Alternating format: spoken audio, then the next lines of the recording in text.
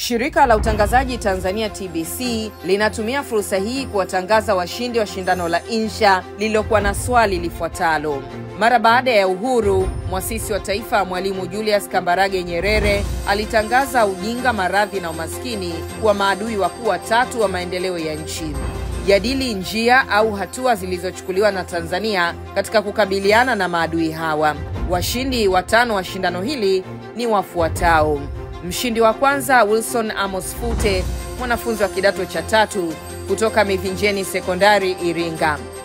Mshindi wa pili Fatuma Juma Hatib, mwanafunzi wa kidato cha 4 kutoka Kiembe Samaki Sekondari mjini Magharibi Zanzibar. Mshindi wa tatu Laurencia Cosmas Matthew, mwanafunzi wa kidato cha 4 kutoka Mwanzoli Sekondari Nzega Tabora. Mshindi wa 4 Israel John Jacob, mwanafunzi wa kidato cha 5 kutoka Kongwa Sekondari Kongwa Dodoma. Na mshindi wa 5 ni Norin Deogratias Mrema, mwanafunzi wa kidato cha 3 kutoka Kandoto wa Sekondari Same Kilimanjaro.